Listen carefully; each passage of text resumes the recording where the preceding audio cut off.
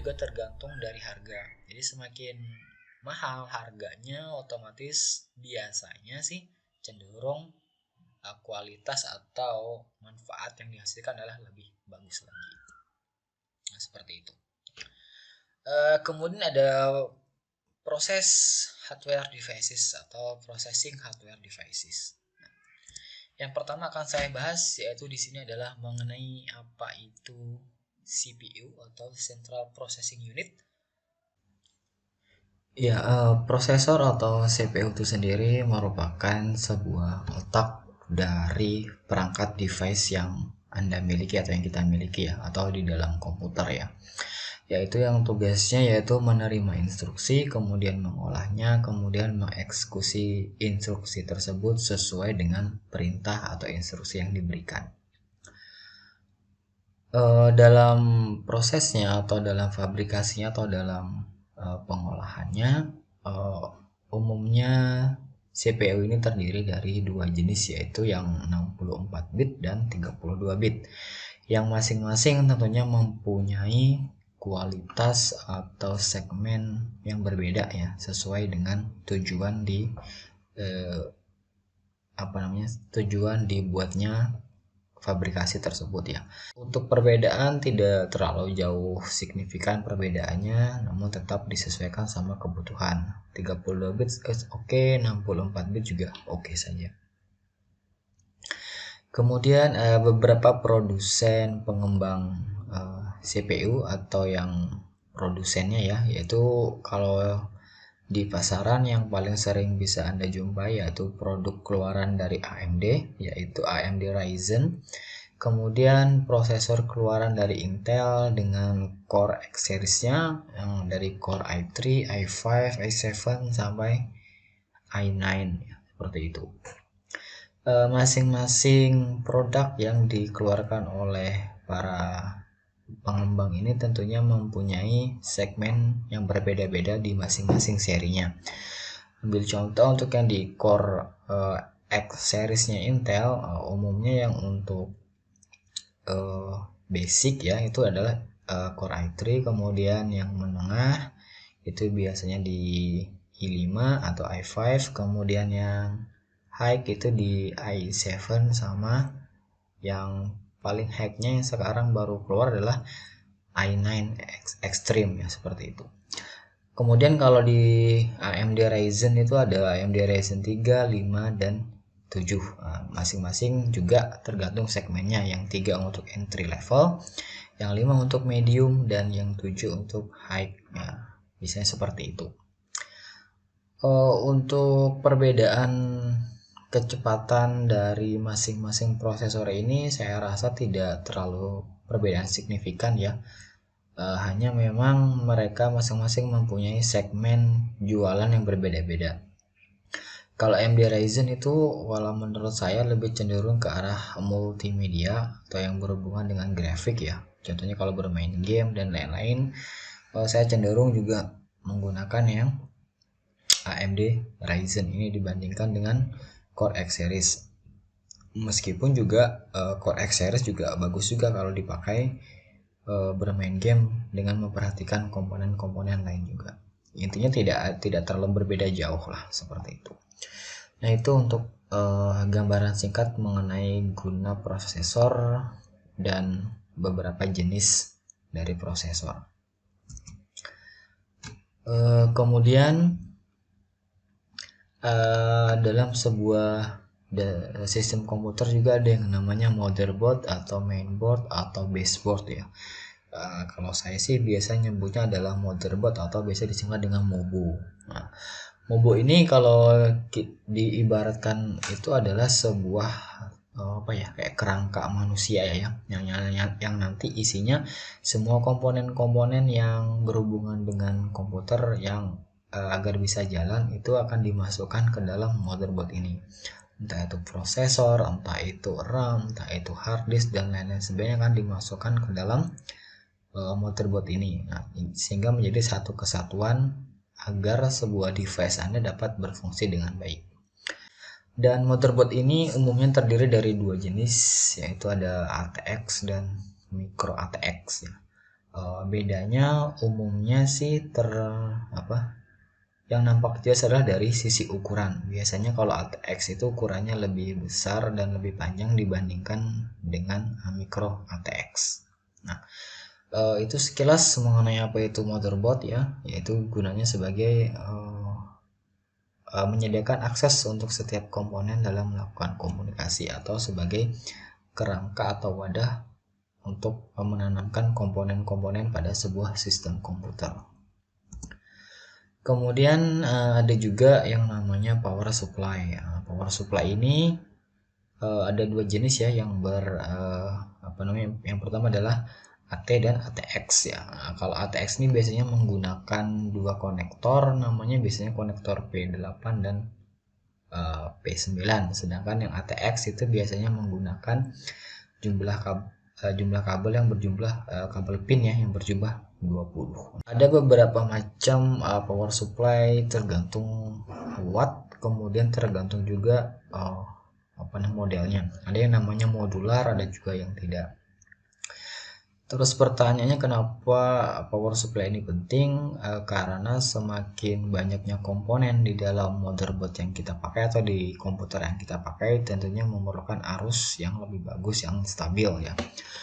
Kalau misalnya Anda pernah membeli sebuah PC yang sudah jadi, misalnya keluaran atau bawaan dari casing komputernya, kemungkinan itu masih berupa standar ya, power supply standar. Nah, umumnya jika Anda sudah beralih menjadi seorang misalnya animator atau yang bergerak pada usaha atau bidang multimedia, umumnya power supply harus Anda ganti dengan yang baru atau yang bukan bawaan ya. Nah, kenapa seperti itu? Umumnya yang contohnya seperti yang digambar ini, dia akan lebih stabil dalam pengiriman arusnya. Selain itu juga wattnya juga dayanya itu bisa lebih banyak juga. Itu salah satunya ya.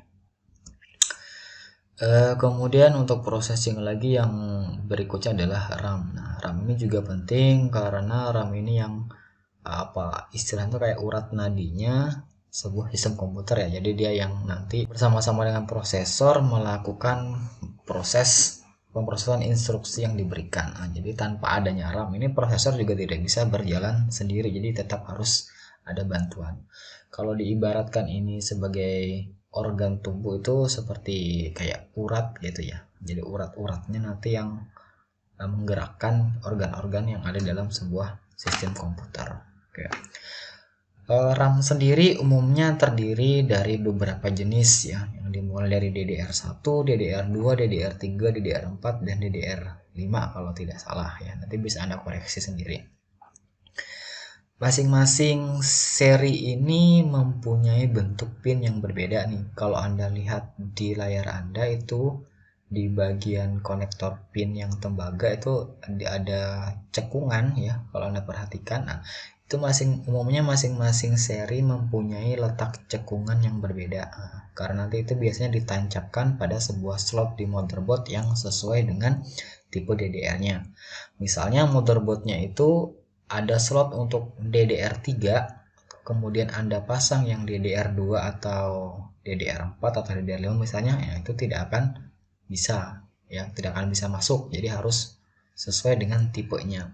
Jika motherboardnya DDR3 berarti RAM-nya juga harus yang DDR3 supaya pas masuknya. Nah, kira-kira seperti itu.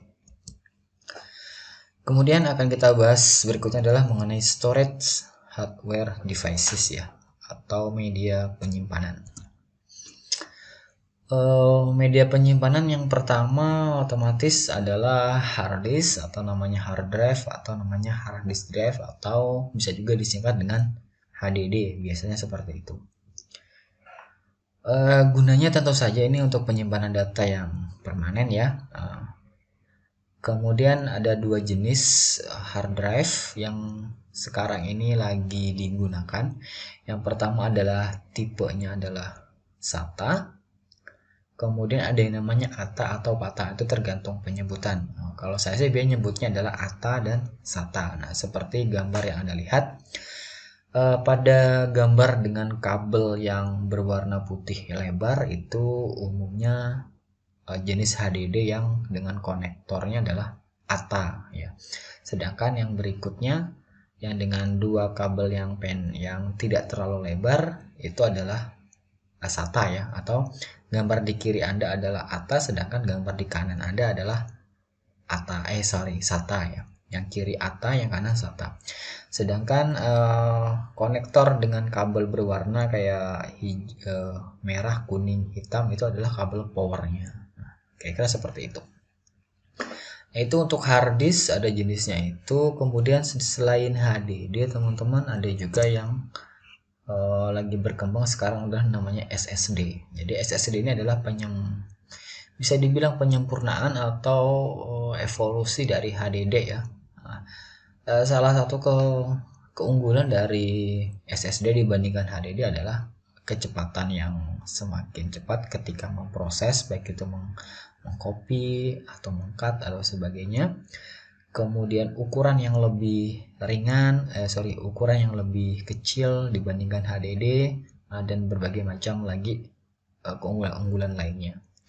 Namun selain keunggulan ada juga kekurangannya sih. Kekurangannya yang paling utama adalah jumlah kapasitas yang masih belum banyak sebanyak HDD sih, tapi akan berkembang terus ya. Kemudian harga yang lumayan mahal sekali. Nah, untuk penggunaan SSD ini. Nah, kira-kira seperti itu. Nah, ini salah satu bentuk dari HDD dan SSD ya. Nah, ini bentuk dalamnya seperti ini. Kalau di HDD itu ada piringannya seperti itu, tapi kalau sudah SSD sudah menggunakan beberapa chip ya, seperti itu. Kelemahan dari HDD di sini kalau di piringannya itu bisa tergores, maka kemungkinan besar akan susah lagi dilakukan recovery sih. Salah satunya seperti itu. Nah, itu untuk HDD dan SSD dan bentuknya itu untuk pengetahuan kita. Kemudian yang terakhir mungkin pasti teman-teman sudah tahu juga, yaitu flash disk atau flash drive ya, seperti itu. Gunanya sama juga sih seperti SSD dan HDD juga, sebagai perangkat untuk bisa digunakan untuk input data atau juga untuk penyimpanan data ya. Nah, input data artinya menginputkan data ke dalam PC kita atau laptop kita. Nah, flash disk ini sih terkadang juga dapat disebut sebagai input juga, karena dia bisa menginputkan sebuah data tertentu ya, kayak gitu. Juga dapat juga berfungsi sebagai storage device juga. Oke, sekian dan terima kasih untuk pada materi ini. Terima kasih sudah menyaksikan. Apabila teman-teman ada pertanyaan, silahkan tuliskan di kolom komentarnya. Kita akan ketemu lagi pada video-video berikutnya. 3, 2, 1, back to basic. Assalamualaikum warahmatullahi wabarakatuh.